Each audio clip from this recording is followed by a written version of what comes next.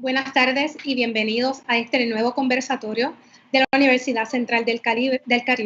Mi nombre es Mildred Rivera Marrero, soy decana de Desarrollo Institucional y Planificación Estratégica de la universidad y les doy la más expresiva gracias por conectar con nosotros como parte de la meta educativa, la misión educativa de la universidad, no solo a nuestros estudiantes y comunidad universitaria, sino también al público en general. Hemos desarrollado esta serie de conversatorios y en el día de hoy tenemos el conversatorio titulado Vacuna del COVID-19, el antídoto esperado. Así que damos comienzo. Voy a dejar con ustedes a nuestra presidenta, la doctora Waleska Crespo, para un saludo y más adelante vamos a conocer a nuestro panel. Gracias, buenas noches a todos. Saludos. El evento de esta tarde es parte de una serie de conversatorios que hemos desarrollado en la UCC para educar a nuestra comunidad universitaria y al público en general. Hoy el tema es la vacuna contra el COVID-19. Creo que es extremadamente necesario que conversemos acerca de un tema que nos ocupa a todos, porque al momento se ve como la única alternativa para controlar la pandemia que afecta al mundo entero y que ciertamente ha alterado nuestras vidas de una forma que nunca antes hubiéramos imaginado. Actualmente hay cerca de 18 ensayos clínicos en los que se prueban vacunas con miles de personas que han aceptado participar de los mismos. Y algunos están vinculados a grandes farmacéuticas como AstraZeneca, Johnson & Johnson, BioNTech, GlaxoSmithKline, Pfizer, Merck, Moderna, Sanofi, Novavax, entre otras. Sin embargo, estos estudios, al igual que todos los que se hacen en el área de investigación clínica, tienen sus retos y sus dificultades, como ocurrió recientemente con el binomio de AstraZeneca y la Universidad de Oxford, que paralizaron temporalmente su estudio clínico por dos participantes que desarrollaron una afección neurológica. Lo importante es que nos mantengamos informados y que podamos, en base a esa información certera, ir tomando nuestras decisiones. Y para ello es importante el que hoy estemos hablando de estos retos y oportunidades, contando con un panel de expertos espectaculares que acaba de presentarnos Mildred, el doctor Daniel Colón, profesor de la Escuela de Medicina de la Universidad de Yale, el doctor Martín Montoya, director de operaciones del Instituto de Salud Pública de Puerto Rico, y el doctor Aníbal Valentín, catedrático auxiliar de nuestra institución y uno de nuestros investigadores. Les agradezco a todos ellos la oportunidad de tenernos en nuestro panel esta tarde y su disponibilidad para aportar a la discusión pública desde el espacio académico de la Universidad Central del Caribe. Muchas gracias a todos por decir presente en esta tarde y adelante, doctor Colón, comenzamos este conversatorio en el que estoy segura que todos vamos a aprender muchísimo. Bueno, primero que nada, muchísimas gracias por organizar este conversatorio. Los problemas técnicos son solamente un recordatorio de los tiempos especiales en los cuales estamos viviendo, donde lo que reina realmente es la incertidumbre. Y quizá en este tema de las vacunas empiezo con ese contexto de incertidumbre. Y quería separar quizás el tema de lo que es una vacuna a lo que es una vacuna del COVID, porque no quiero mezclar las dos cosas. Así que empiezo con el tema de lo que es una vacuna. Sin lugar a dudas, sobre 150 años de estudio científico han estipulado que las vacunas ayudan. O sea, eso no tiene cabida en las discusiones. Ahora mismo hay unas... Doctor, por alguna razón no lo vemos. No me ven por alguna razón, ¿no? Pues qué suerte tienen, porque... Pero qué raro, porque tengo la cámara prendida. Pero ¿me escuchan bien? Sí, la escuchamos bien. Ok. Déjame apagar mi cámara y volver a prenderla. A ver si me pueden ver. No sé, yo me veo en mi cámara, pero no sé si ustedes me pueden ver. Sí, y de hecho, acá también lo podemos, yo lo puedo ver. Ok. Pues que no me vean no es tan importante, pues que me escuchan eso es lo más importante. Entonces, lo que estaba mencionando es que hay unos movimientos pseudocientíficos que argumentan, este es el movimiento de los anti-vaxxers, que argumentan que las vacunas hacen más daño de lo que ayudan, y no, yo lo llamo movimientos pseudocientíficos porque no tienen fundamento realmente basado en estudios científicos que han sido arbitrados y que han sido verificados. O sea, el consenso científico es indudablemente que las vacunas ayudan. Y lo menciono porque en ese contexto es bien importante, y sé que mis colegas van a hablar de esto más adelante, que consideremos vacunas que van a ayudar durante la pandemia del COVID, que no tienen que ver con el COVID directamente, pero que van a ayudar en el proceso. Entre ellas, la vacuna a la influenza.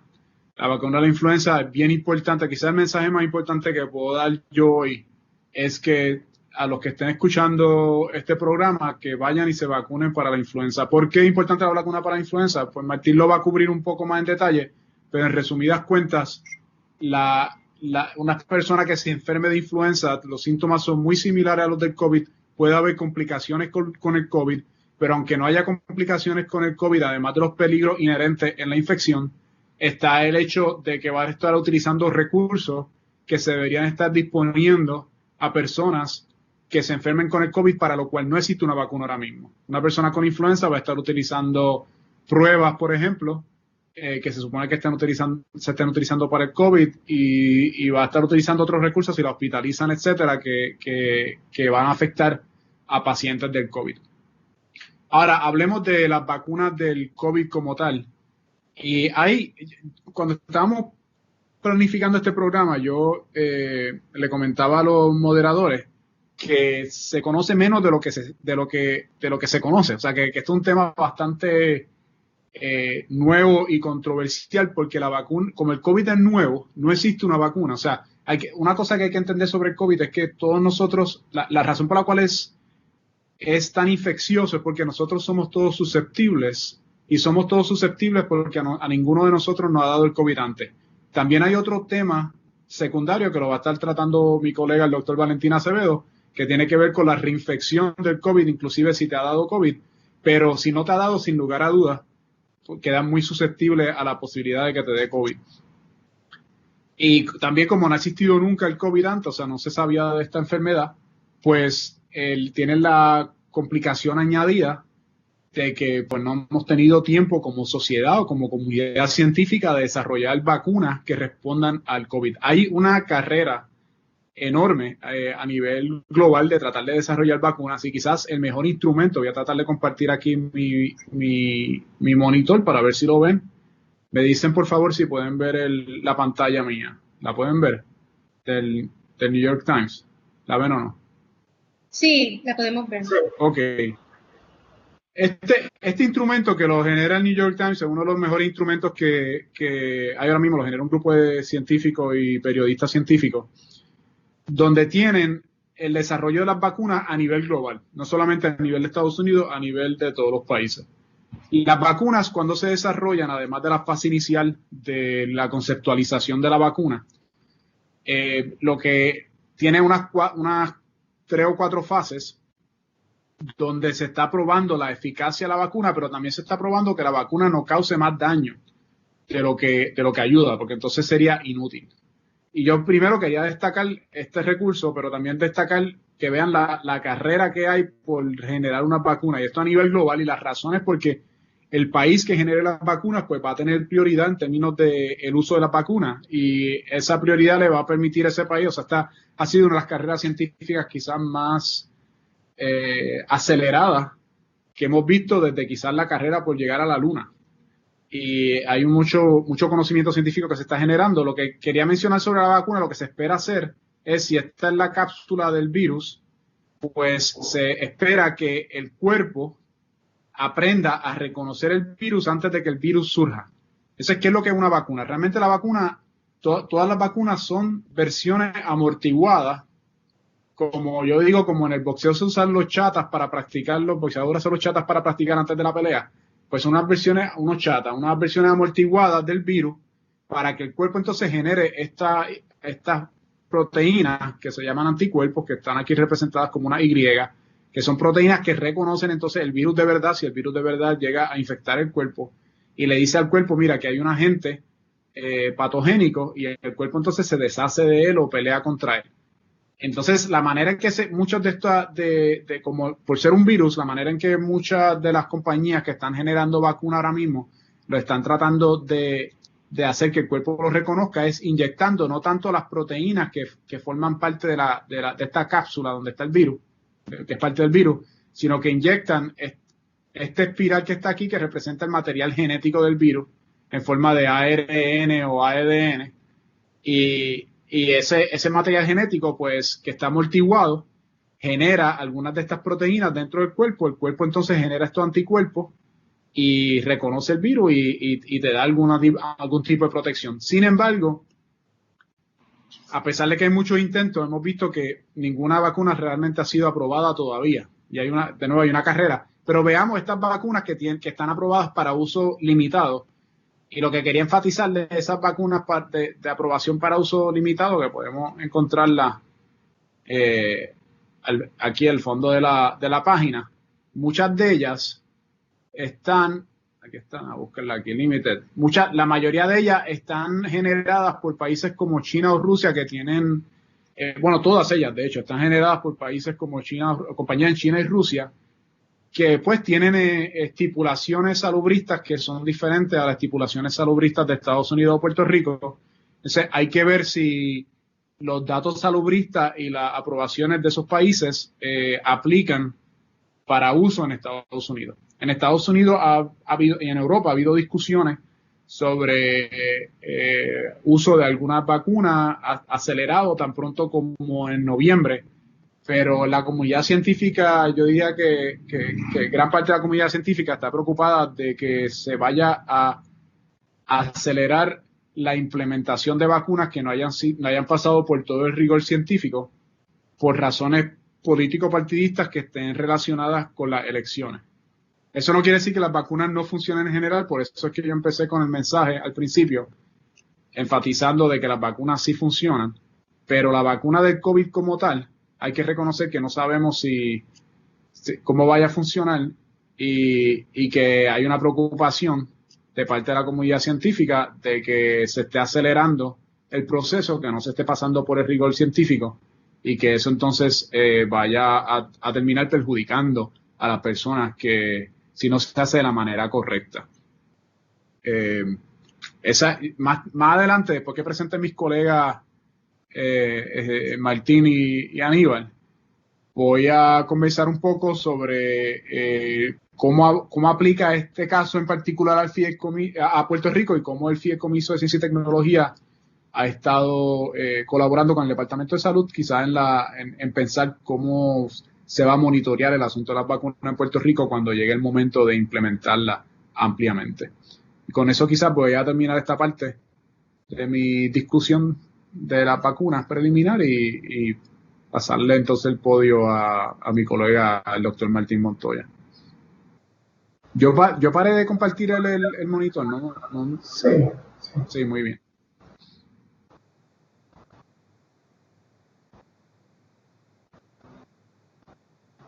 Martín, ¿se está hablando? No te escuchamos. Sí, buenas tardes. Quiero entonces hacer una presentación corta de lo que estamos hablando. Y antes de hacer eso, además de mi nombre que ya mencionaron, pues yo trabajo con el Public Health Trust y ese es parte del Puerto Rico Science, Technology and Research Trust, que es el Fideicomiso para Ciencia, Tecnología e Investigación de Puerto Rico. El Public Health Trust solamente tiene un año y 5 meses de vida. Y en ese tiempo, pues hemos creado ya unos programas que son bien importantes para Puerto Rico. Uno de ellos va a ser la telemedicina o telesalud. También estamos trabajando con las comunidades en Puerto Rico, cerca de 600 comunidades especiales con las que estamos trabajando, tratando de entender cuáles son los problemas de cada una de ellas para hacer trabajos específicos para esas comunidades. Tenemos el Puerto Rico Hurricane Response Hub, que es un grant que recibimos del National Network of Public Health Institutes, que nos está dando la oportunidad de crear entrenamientos para preparación a diferentes emergencias, como son los huracanes, los terremotos, etc. Tenemos un trabajo con Medtronic Foundation, donde estamos creando promotores de salud en 6 municipios en Puerto Rico, que queremos insertarlos y a trabajar en todas estas áreas de importancia. Estamos trabajando con un nuevo programa de investigación que está liderado por Marcos López, el doctor Marcos López, que está haciendo un trabajo impecable en diferentes áreas de investigación, trayendo nuevos grants al fideicomiso, trayendo nuevas iniciativas. Tenemos un plan de comunicaciones que trabaja en diferentes áreas y también estamos haciendo un research development, que ahí estamos trayendo nuevos grants, buscando nuevas posibilidades para seguir aumentando nuestra huella a través de todo Puerto Rico. Y lo otro es las áreas de trabajo con el COVID, que voy a mencionarlas más tarde. Voy a moverme ahora para moviéndonos a la importancia de las vacunaciones. Ya Daniel lo mencionó, esto no tengo que decirlo, pero ¿qué pasa si no tienes una vacuna? Pasa esto. Tienes más de 31,000 casos de COVID alrededor del mundo, donde hay más de 200,000 casos en Estados Unidos, y en Puerto Rico tenemos cerca de 20,000, 21,000 casos. ¿Quién dijo que iban a haber tantos casos? Nadie sabía. O sea, como dijo Daniel, nadie había tenido la infección anteriormente, y esto nos ha tomado por sorpresa, porque todo el mundo que está expuesto se puede infectar. Cuando vemos en Puerto Rico tenemos ya una serie de herramientas que se están desarrollando dentro del fideicomiso, dentro del Public Health Trust.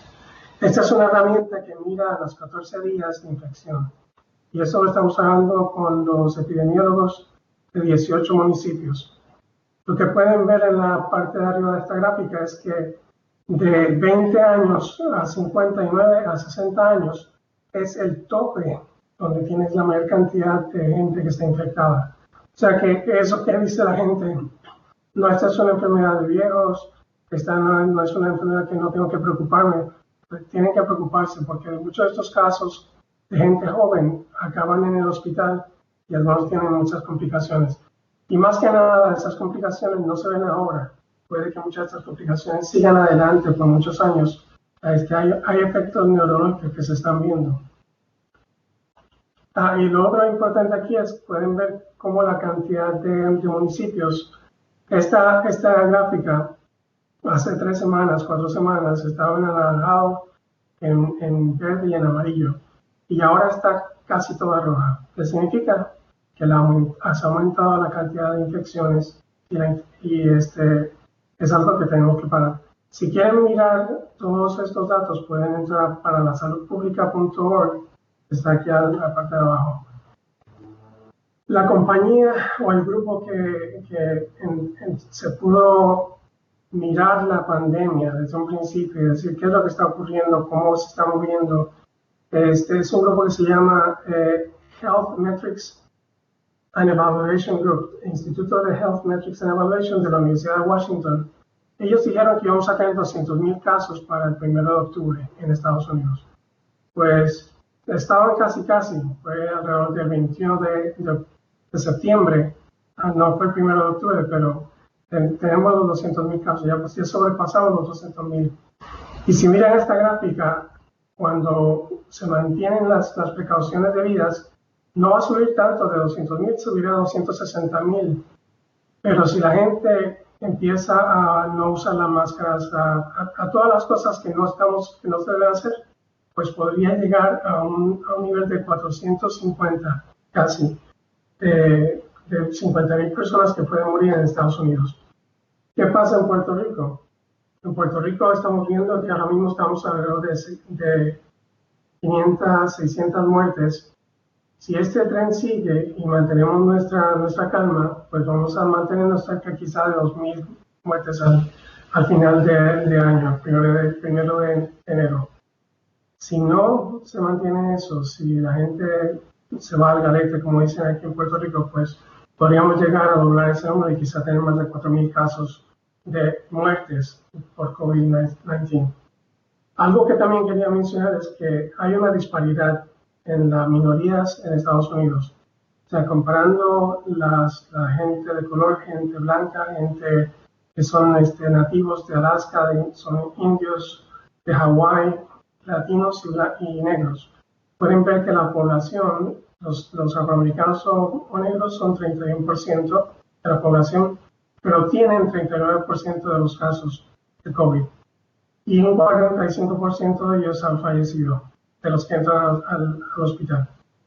De los latinos somos 9% de la población, y sin embargo tenemos 20% de todos los casos, y el número de muertes es un poco más bajo.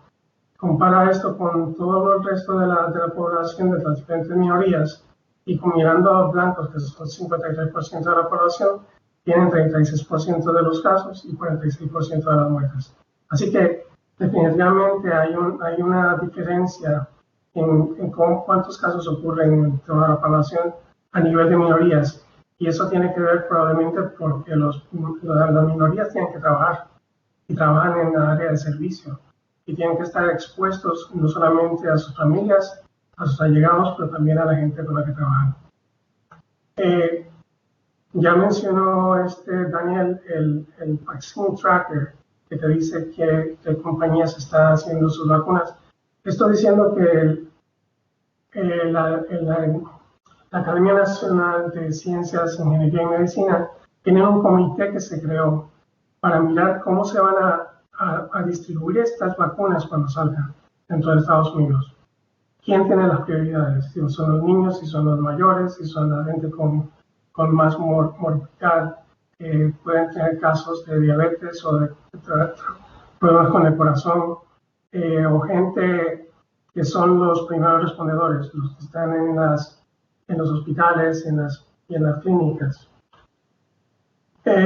Aquí simplemente para mencionar que AstraZeneca tiene 30.000 personas que están buscando para hacer el estudio en la fase clínica número 3. Johnson & Johnson acaba de entrar a la fase clínica 3 el día de ayer y va a buscar 60.000 personas para hacer su trabajo.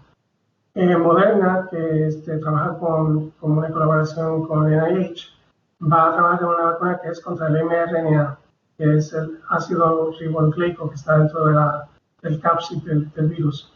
Y Pfizer, que aparentemente lleva más tiempo trabajando en la vacuna, parece que tiene más posibilidades de terminar antes. Como dice Daniel, tendría mucha más éxito. Este es un site que se llama Coronavirus Prevention Network, donde la gente en Estados Unidos puede entrar y apuntarse si quiere ser parte de los trabajos en las vacunas contra el COVID o usar también otras medidas como son usar anticuerpos para matar el virus. Y finalmente lo de la influenza. Esta influenza es muy importante porque, como lo dijo Daniel, tú llegas al hospital, tienes los mismos síntomas, tos, fiebre, dolor de cuerpo, estás estornudando, tienes dolor de cabeza. Todas estas cosas son idénticas en COVID o en flu. Así que para distinguir eso, si la gente se vacuna contra el flu, chances son más altos de que no les dé el flu en esta temporada y no vayan al hospital a usar los recursos que son muy importantes para tratar a la gente que tiene COVID en lugar del flu. Así que hay que tener eso y entender cómo podemos mejorar que la gente se vacune este año contra la influenza y si el COVID sigue todavía el año que viene, que se vacunen el año que viene también. Esta es otra gráfica donde se puede ver que el flu en Puerto Rico no se va, es todo el año. Interesantemente, sí hay meses en que hay una alta en la infección.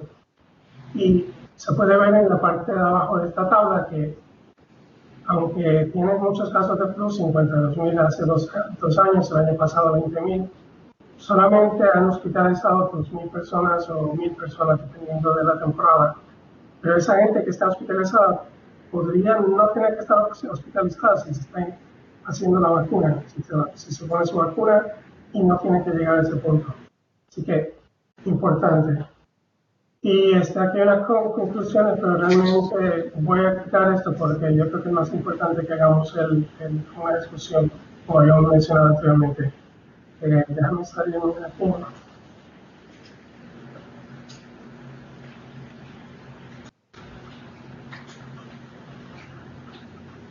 Ok. Yo puedo hablar un poquito más acerca de lo que está haciendo el Trust en el área, en diferentes áreas. Una de las partes que son importantes es el testing que se está haciendo. Para eso déjame poner la pantalla un segundo. Esta pantalla muestra que hicimos un consorcio entre los laboratorios clínicos de Puerto Rico cuando en marzo, fines de marzo, si ven aquí en la gráfica, a fines de marzo se estaban haciendo cerca de 500 pruebas al día.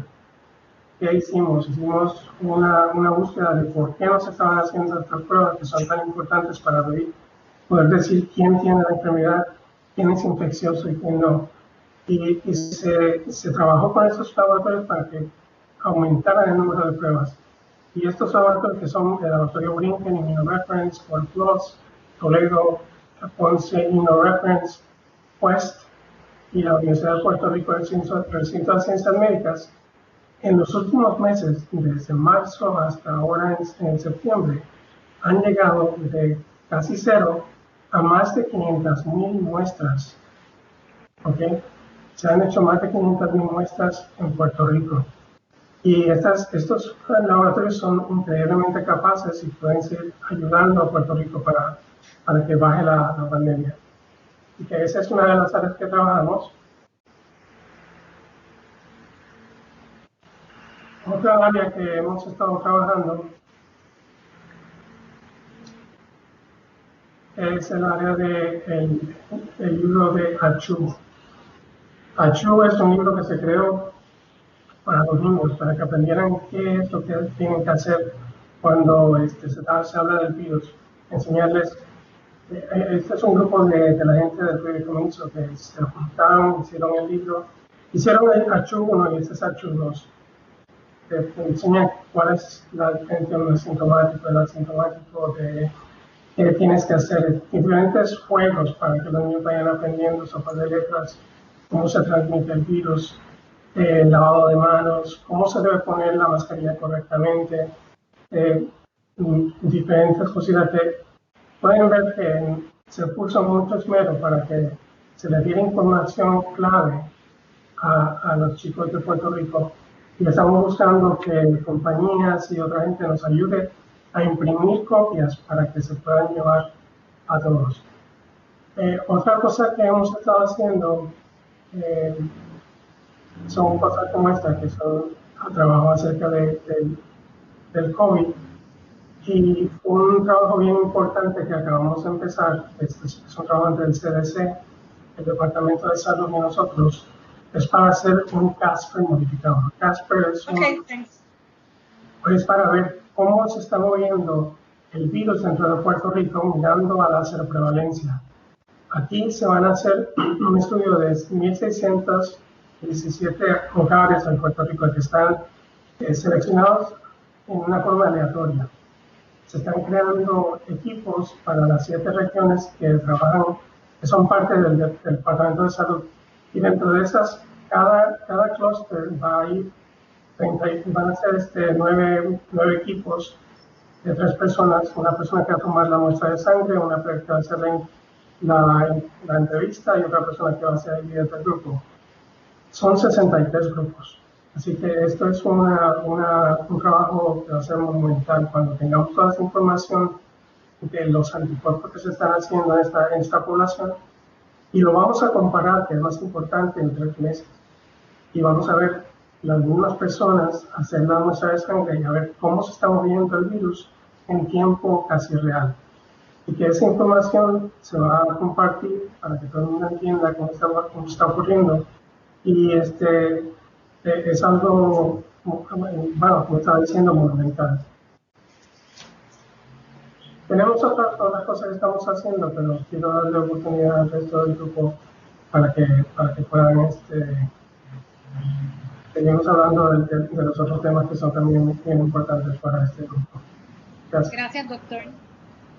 Tengo una pregunta por aquí que quisiera que tomáramos antes de continuar. Y dice por aquí Ruth Martel, quisiera preguntarle al profesor Montoya por qué él entiende que hay más casos de coronavirus en latinos en comparación con otros grupos en Estados Unidos. Bueno, hay varias cosas. Una que es bastante clara es que los latinos tendemos a hacer más allegados. Queremos abrazar a las personas, queremos darnos un beso, queremos darnos la mano, tocarnos en los brazos, y esa es parte de nuestra cultura. ¿Qué está pasando ahora mismo en España? ¿Qué está pasando en Italia, en Europa? Muchos de los países escandinavos están teniendo un aumento de coronavirus, pero no tan alto como España, como Italia, como otros países latinos, donde hay esta confraternización, este calor humano que tenemos. Y es cierto, ¿okay? Ellos están usando las mascarillas cuando salen afuera, cuando van a la tienda, cuando van al cine, cuando hacen cualquier cosa afuera, hacen eso, pero cuando están entre amigos, entre familia, dicen, no, mi familia no está enferma, no, mi amigo tampoco está enfermo. ¿Qué pasa? Tienes que tener esa conciencia de que todo el mundo con el que te vas a hablar, vas a estar, está aportando este virus. Si no, va a seguir creciendo. Y la otra razón principal es porque también en Estados Unidos, per se, muchos de los latinos trabajan en los hoteles, en las factorías de carne, en trabajos de agricultura, donde todo el mundo tiene que estar trabajando juntos y en algunos casos viviendo juntos, muchas personas a la vez. Y eso no es conducente para este tipo de virus, sigue aumentando.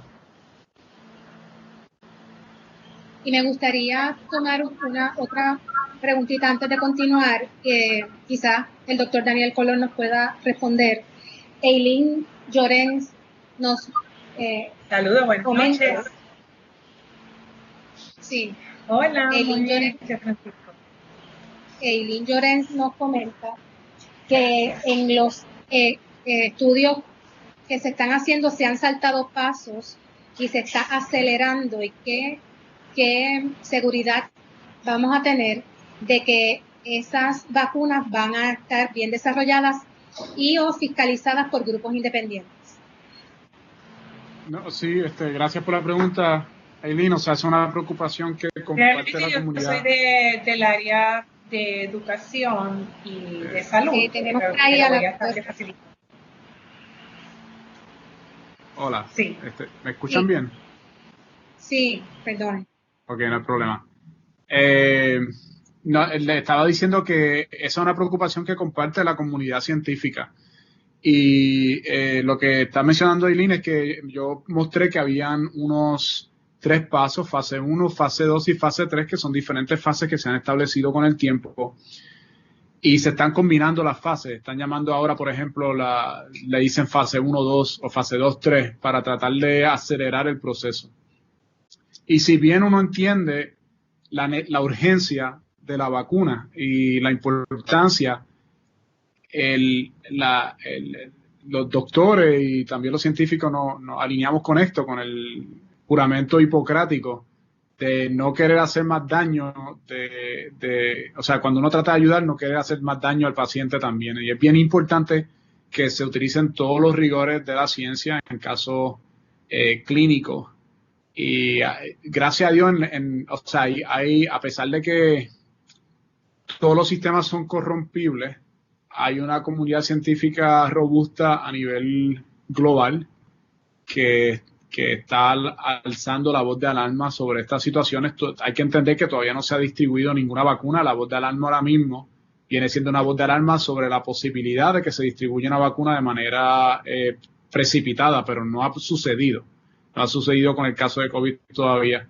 Y quiero de nuevo recalcar que las vacunas, esto no es un comentario en general sobre las vacunas, es bien específico a los esfuerzos de la vacuna de COVID en estos momentos. La vacuna de influenza es una vacuna segura que yo les recomiendo a todo el mundo que se haga la vacuna de la influenza, y las otras vacunas que se le dan a los niños y las otras cosas son vacunas seguras que se deben hacer con las recomendaciones previstas de los doctores que estén tratando a esos niños en las etapas que son apropiadas. O sea, esto no es un comentario general de la vacuna. En términos de la vacuna de COVID, ahora mismo la comunidad científica, mirando de cara al futuro, pues sí, o sea, hay una voz de alerta, no tanto porque está sucediendo ya eso, o sea, que se haya hecho mal ya la cosa, no, eso no ha sucedido, pero hay una preocupación de que con la prisa se vaya a hacer la cosa mal, y también no solamente por la prisa, sino por la intervención política de las diferentes naciones, los diferentes estados, los políticos, sobre todo en años de elecciones, se vaya a acelerar la cosa para dar una falsa impresión de seguridad, donde se termina haciendo más daño que ayudando. Yo quisiera añadir algo, si se puede. Sí, claro, por supuesto. Recientemente, añadiendo a lo que dice el doctor Colón, recientemente la FDA hizo un anuncio, y contrario a lo que la gente obviamente la FDA es una agencia gubernamental, y es la agencia encargada de regular las drogas y los alimentos en Estados Unidos y en los territorios, y recientemente la FDA hizo un anuncio donde estableció que los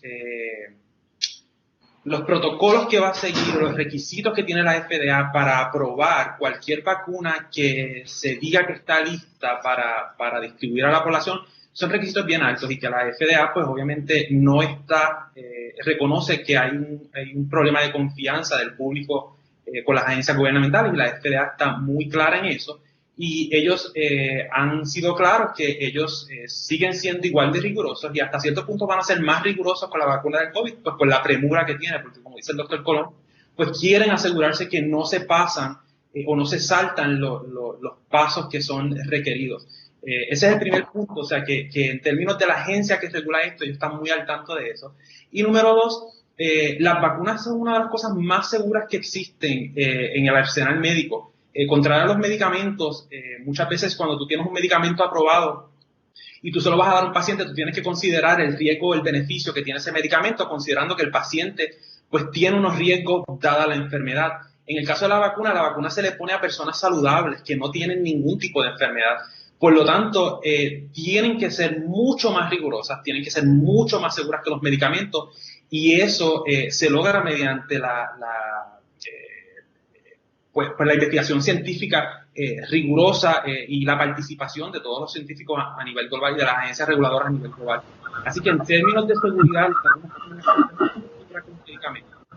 como les digo, la FDA está muy clara, la FDA no es amigo de nadie, y están muy claros en que tienen que ser bien rigurosos cuando les toque o les llegue el momento de aprobar esa vacuna para el COVID. Si puedo, un momento.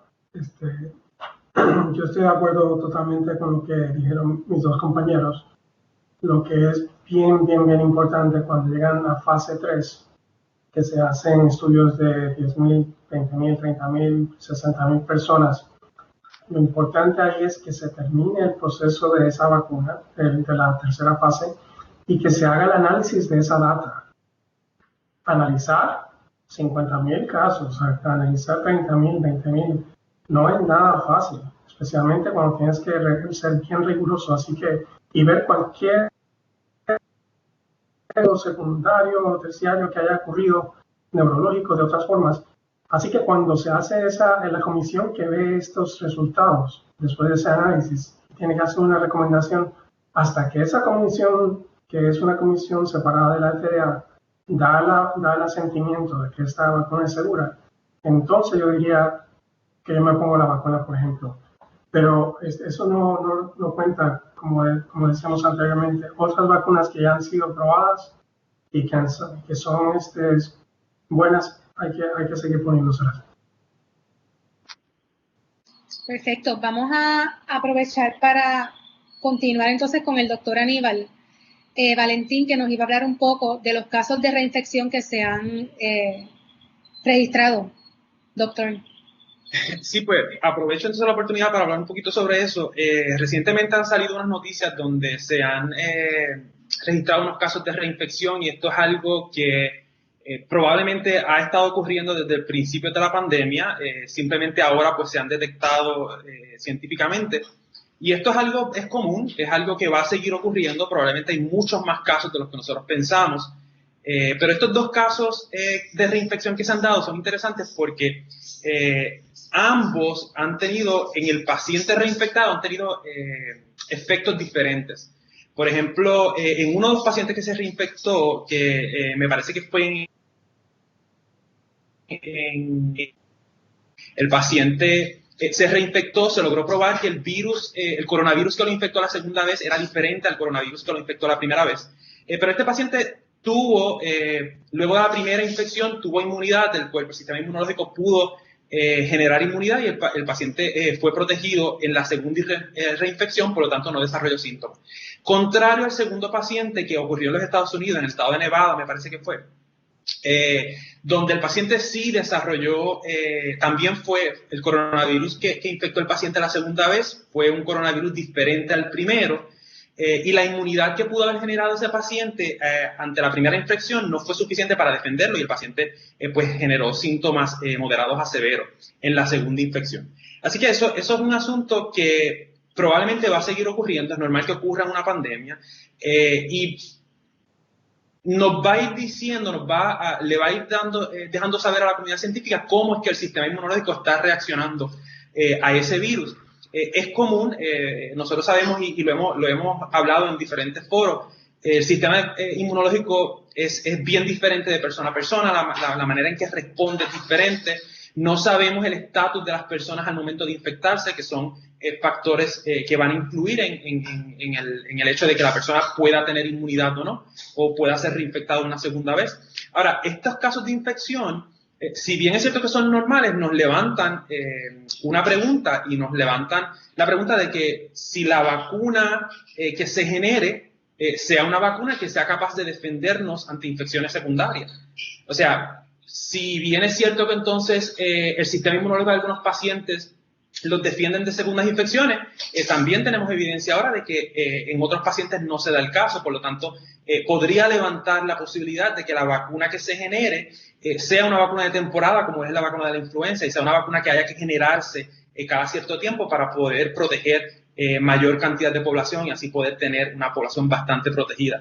Y el segundo punto que levanta es el estatus del sistema inmunológico de los pacientes cuando se pongan esa vacuna o el estatus inmunológico de los pacientes cuando se infecten con la condición, si el paciente, hay situaciones que hacen que el paciente no genere una inmunidad suficiente que lo proteja para una segunda ocasión, etcétera, etcétera. Así que esos casos de infección, a medida que vayan saliendo más de ellos, son casos que nos van a ir dando un poco más de luz, nos van dejando saber de una manera un poco más clara cómo es que el sistema está reaccionando a este virus, y esta es información crucial para poder entonces modificar esas vacunas y para poder entonces generar vacunas que sí puedan en un futuro ser vacunas que con una o dos dosis podamos tener inmunidad duradera.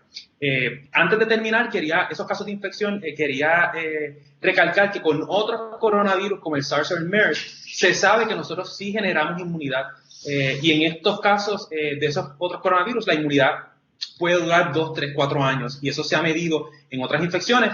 Entendemos que puede pasar lo mismo con el coronavirus, con el SARS-CoV-2, pero obviamente esto es especulando, no sabemos de este virus, estamos empezando a aprender y estamos empezando a medir esas respuestas inmunológicas a nivel de población, así que todavía nos falta muchísimo por aprender.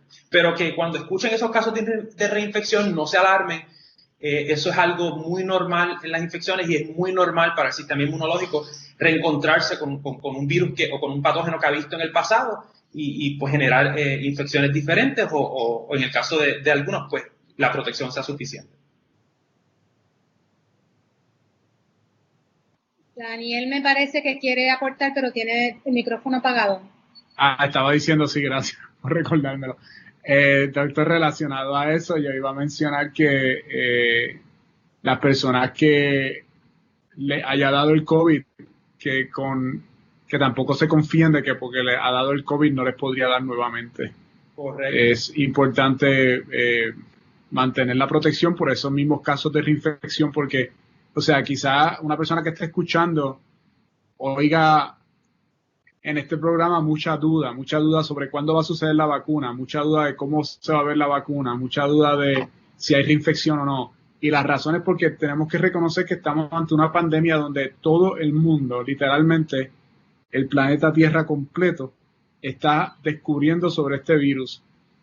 Y entonces, por un lado, están los científicos no colaborando, compartiendo información, aprendiendo cosas continuamente.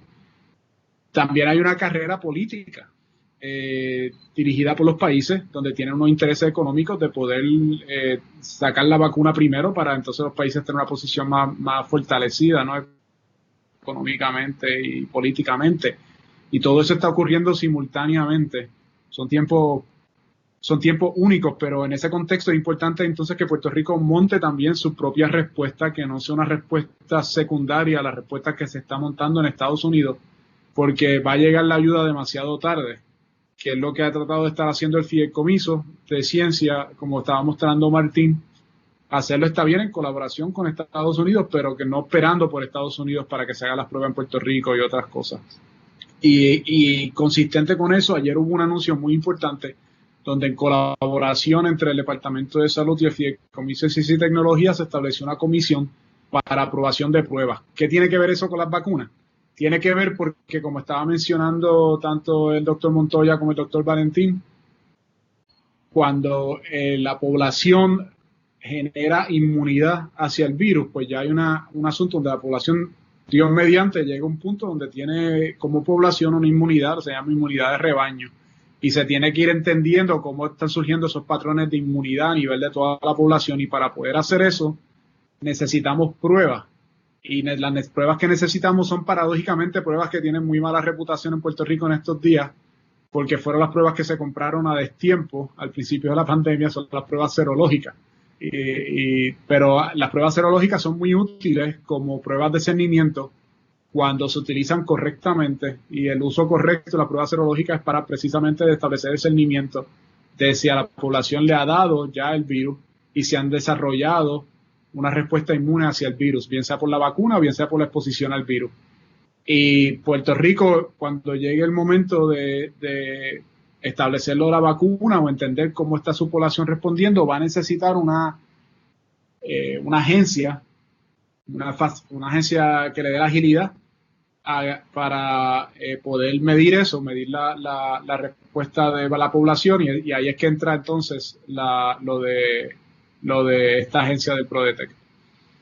Oye, quisiera añadir, Daniel, mencionaste que las pruebas de cernimiento, pues obviamente a medida que la persona se va vacunando y la población empieza a generar inmunidad, esas pruebas de cernimiento lo que miden son la respuesta inmunológica del paciente hacia la enfermedad, particularmente en la forma de anticuerpos. Estamos teniendo muchos reportes, la comunidad científica está demostrando en muchos pacientes que muchas veces la falta de inmunidad a nivel de anticuerpos no significa que la persona no tenga inmunidad. Así que eso es otra cosa que la comunidad científica va a tener que empezar a cuestionar. Quizás estas pruebas serológicas no sean la manera más efectiva de medir la inmunidad en todas las personas. Hay muchas personas que están generando otro tipo de inmunidad que se llama la inmunidad celular, que no tiene que ver con los anticuerpos, y el paciente puede no tener anticuerpos y sí tener inmunidad celular y sí ser protegido en contra del virus. O sea que para la comunidad científica también es un reto un tanto... no quiero decir no común, porque esto en la respuesta inmunológica es común que pase, pero es un reto no tradicional, por ponerlo de alguna manera, donde vamos a tener un porcentaje de la población que no va a presentar o va a salir negativo en esas pruebas tradicionales de cernimiento, más sin embargo es muy posible que sí tenga inmunidad en contra del virus mediante otros mecanismos inmunológicos. Una pregunta para Aníbal, si puedo. Sí, seguro. Cuando mira la literatura hay casos donde se encuentra que hay anticuerpos contra el COVID-19 en personas que nunca han visto la enfermedad. Y quería preguntar si eso sería una de las razones por las cuales 80% de la población anda por ahí asintomático, o no crees que tenga que ver una con la otra. Pues mira, no creo que sea la razón, porque por ejemplo, recientemente, y de hecho hoy estuve discutiendo un artículo científico con unos estudiantes de la clase de inmunología, donde pacientes que no demuestran, que no tienen anticuerpos, sí demuestran inmunidad cruzada a nivel de células T en contra del coronavirus. Pero esta inmunidad cruzada, el porcentaje de esos pacientes no es un porcentaje alto. O sea, no es el 80% de los pacientes que miraron. Así que probablemente sí contribuye la exposición a otros coronavirus, los antígenos de este virus, el spike, la proteína de membrana y los otros diferentes antígenos que tiene esta partícula viral. Hay partes que son compartidas con otros coronavirus y sí se sospecha que puede haber inmunidad cruzada por infecciones de coronavirus pasadas. Pero no, mi opinión, mirando la literatura, no creo que eso sea la razón por la cual el 80% de la población aproximado, 70-80%, no está presentando síntomas. Sí creo que contribuye, pero no creo que sea la causa. Me parece que esa inmunidad cruzada no es lo suficientemente robusta como para causar que el 70-80% esté, como usted dice, no presentando síntomas. Sí, por aquí tenemos una pregunta o un comentario del señor Adrián Díaz, que dice, debemos usar una prueba menos sensitiva que la forma actual de la molecular. Muchos ciclos dan positivos con baja carga viral. ¿Quién me puede contestar? Yo puedo tratar de contestar eso. O sea, la prueba molecular detecta, es la prueba más precisa que tenemos ahora mismo para la detección de la presencia del virus. Y yo, de hecho, tuve un familiar hace poco que tuvo esta misma situación que está describiendo la persona que está haciendo la pregunta, donde había una persona, ese familiar estaba dando positivo con una carga viral baja por un periodo prolongado de tiempo. Estaba un poco frustrado porque no sabía qué hacer, se sentía bien, pero no sabía qué hacer. Y lo que yo le expliqué a esa persona es que mientras esa prueba esté dando positiva, existe la posibilidad de que él pueda regar el virus, porque tiene el virus. Entonces, en ese sentido, la prueba de PCR y su sensitividad es útil, porque lo que está detectando es que esa persona tiene el virus. Al final, el contagio del virus es un factor de riesgo. O sea, cuando estamos hablando de mascarilla, estamos hablando de 6 pies de distancia, estamos hablando de cuarentena, lo que estamos hablando siempre es de riesgo. Es como, ¿cuál es el riesgo de si tú tienes un accidente de que te hagas daño? Pues si usas cinturón de seguridad, el riesgo es menor. Si no lo usas, mayor. Si está en una motora, mayor. Si está encima de la capota del carro, mayor todavía. Si está en la capota del carro, ¿va a tener un accidente? No necesariamente. Y si tiene un accidente, no necesariamente te va a morir. Pero el riesgo es muchísimo mayor que si estás dentro del carro con un cinturón. Es más o menos similar con la cuestión del COVID. Si yo no tengo COVID, no lo voy a pasar. Pero si tienes COVID, tienes siempre la posibilidad de pasarlo, no importa cuán baja sea la carga viral. Entonces, estás poniendo a otras personas en riesgo y la sensitividad de esa prueba es necesaria entonces para indicarle al paciente de que esa persona, pues imagínate, si tú tienes un familiar que es muy susceptible, imagínate lo contrario. Tú tienes el virus, pero tenemos una prueba de menor sensitividad. Pero lo tiene. Y tú piensas que entonces no tiene el virus porque te dio negativo. Y va y le da un apretón a tu abuela. Y esa persona, por razones que sea, estaba discutiendo el doctor Valentín, todos tenemos sistemas inmunes diferentes, le da el virus. Se afecta muchísimo y termina hospitalizado. Pues eso sería una situación bastante trágica. Entonces, pues, yo pienso que la sensitividad es importante mantenerla como está, y una persona que dé positiva quiere decir que tiene el virus. Él menciona que esa prueba está hecha para detectar o identificar presencia de RNA y no del virus. ¿Eso es así? Bueno, el virus está compuesto de varias moléculas. Hay proteínas que forman como si fuera una cápsula, donde dentro de la cápsula tiene el material genético. El material genético es lo que él menciona, que es el RNA. Esta prueba en específico detecta la presencia de RNA, pero la presencia del RNA tú la vas a tener solamente si tiene el virus, porque ese tipo de RNA nosotros no lo tenemos sin el virus. Es como decir, déjame ver, sería una analogía, sería que tú, cuando le tomas una foto a una cebra, la foto que tú muestras no es la cebra. Es verdad, pero no pudiste tomar la foto a menos que tuviera una cebra al frente. O sea, ¿entiendes lo que te digo? O sea, como que el RNA es una parte del virus, igual que la imagen de una cebra en una foto es porque tenían la cebra al frente. Yo te diría que es como tienes la cebra y si te pegas demasiado a la cebra vas a ver o blanco o vas a ver negro. Pero cuando te miras desde afuera, sabes que ese virus que tiene las dos partes es el virus. Así que... Correcto. Claro, también quería añadir a eso, referente a esa pregunta, y que quizás es por ahí por donde vino la pregunta de la persona.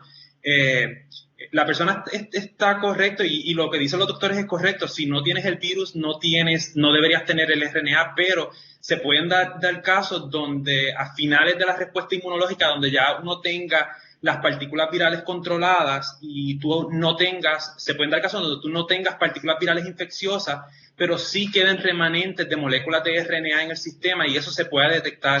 Por ejemplo, tú puedes detectar moléculas de RNA en fluidos y no necesariamente tener la partícula viral infecciosa. O sea que y quizás estoy estirando un poco la explicación, pero podría darse casos donde una prueba que detecte RNA sea positiva y no necesariamente tengas una partícula viral infecciosa. Ahora, para efectos prácticos, efectos epidemiológicos, si tienes la prueba de RNA positiva, es saludable y es requerido asumir que tú eres una persona que tiene la partícula viral, pues para efectos epidemiológicos y poder controlar la propagación de esa enfermedad. O sea que para efectos clínicos no hay debate. Si te sale positiva, te consideras positivo.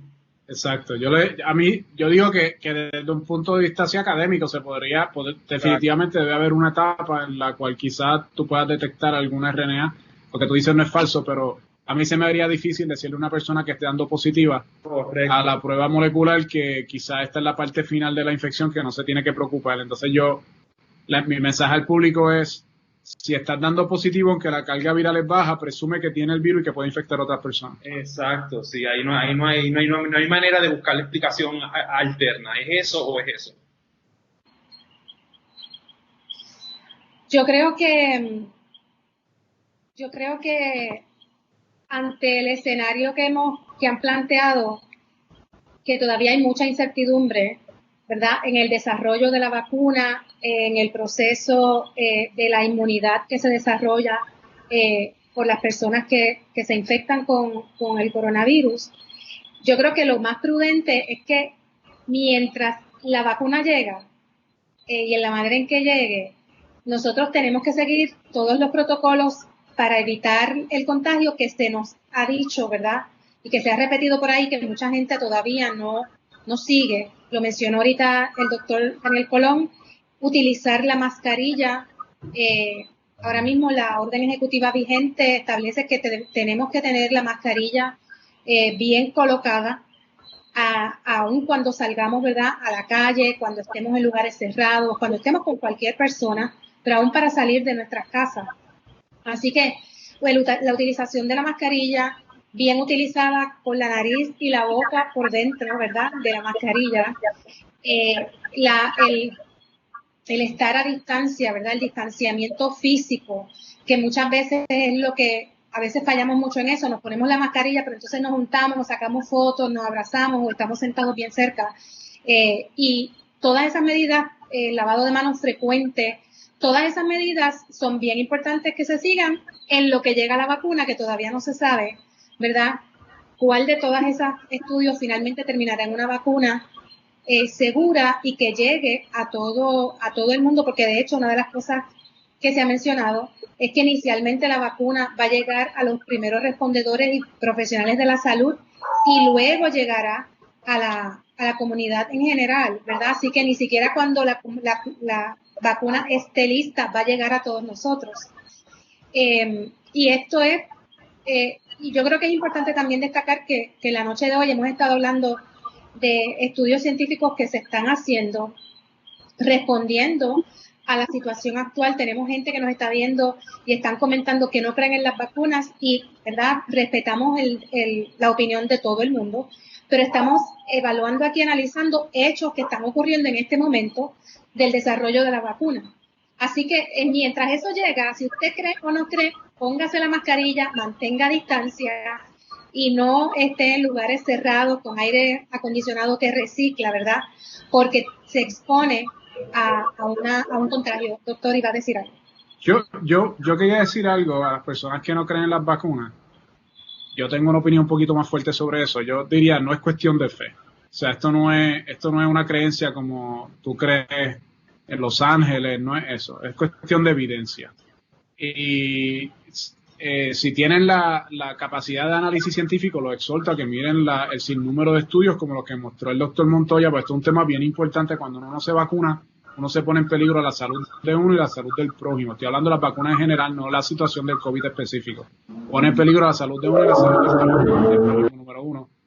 Y número dos, si no tienes no tienen la experiencia científica, que muchas personas no la tienen, de mirar esos datos primarios, yo la analogía que haría es, si tú vas a un cardiólogo y te diagnostica que tienes problemas del corazón, tú no le vas a preguntar una opinión a un plomero después. O sea, tú vas a ir a tratar de usar la opinión de los expertos. Entonces, si quizá la cuestión de fe debe ser la fe en los expertos. Yo creo mucho en cuestionar inclusive los expertos, pero cuestionar con datos. Y no, porque no es una cuestión de creencia así, de que es lo que me da la gana a mí creer hoy o creer mañana. Es una cuestión de mirar los datos, mirar la evidencia científica, y las vacunas sí están requete probadas. Cada cual tiene el derecho a su opinión, pero enfatizo, puedes tener tu opinión, pero no compares tu opinión entonces con los datos, porque no es cuestión de fe. Quería añadirle a eso, vi que en algunos comentarios habían personas preguntando que por favor recomendaran qué tipo de evidencia científica uno tiene para hablar de que las vacunas son seguras. Les exhorto a que busquen, y esto pueden hacer un Google search, busquen la asociación o la Academia Americana de Pediatría. Todos los años o cada ciertos años ellos publican un compendio que lo puede conseguir de manera gratuita, donde tiene todas las publicaciones al día, por ponerlo de alguna manera, en favor que demuestran la seguridad de la vacuna, los efectos de las que tienen las vacunas en protección, y por qué las vacunas son necesarias. Les exhorto, es una lista extensa de publicaciones científicas en los distintos campos de inmunidad, donde usted puede entonces consultar esos distintos artículos y usted puede decidir y ver la evidencia científica probada, evaluada con rigurosidad, para que usted vea que las vacunas sí son seguras. Un dato bien importante: la mayor parte de toda esta sensación en contra de las vacunas, yo creo que comenzó con ese artículo notorio que se publicó hace varios años atrás, donde la gente dice que el artículo demostraba que las vacunas causaban autismo. Si usted va al artículo original y lo lee con detenimiento, el mismo autor, y quiero aclarar, ese artículo se retractó y se demostró que era un artículo incorrecto, que no era ciencia, que no estaba aprobado. El artículo dice, el autor dice en el mismo artículo que no pudo encontrar evidencia que sugiera o que identifique que las vacunas causaban el síndrome de comportamiento. No sé cuál fue el tema que utilizó.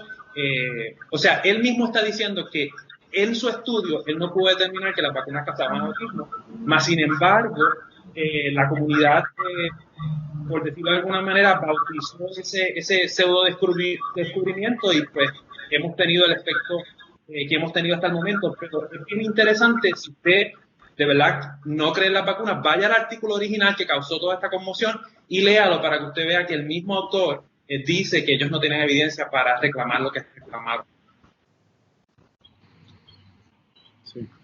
Es una decisión muy importante. Yo lo enfatizo porque, o sea, de nuevo, yo enfatizo, no es cuestión de fe, es cuestión de evidencia. Por favor, tomen la decisión con mucha sabiduría, porque no es solamente su salud, sino la salud del prójimo.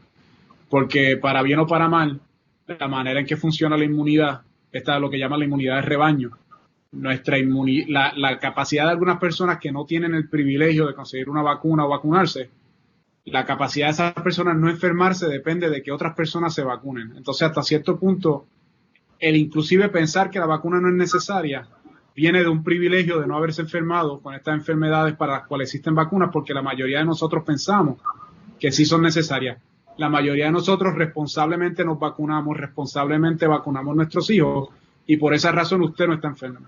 Pero si todos pensáramos de la misma manera, estuviéramos como en la Edad Media, muriéndonos de sarampión. Y hay que reconocer que, o sea, esto es un tema muy, yo lo tomo muy en serio. Edúquese sobre el tema. Yo no tengo activo en las compañías de vacunas, no tengo conflicto de interés, no tengo razón para estar diciendo esto, más allá de mi responsabilidad cívica y mis conocimientos científicos.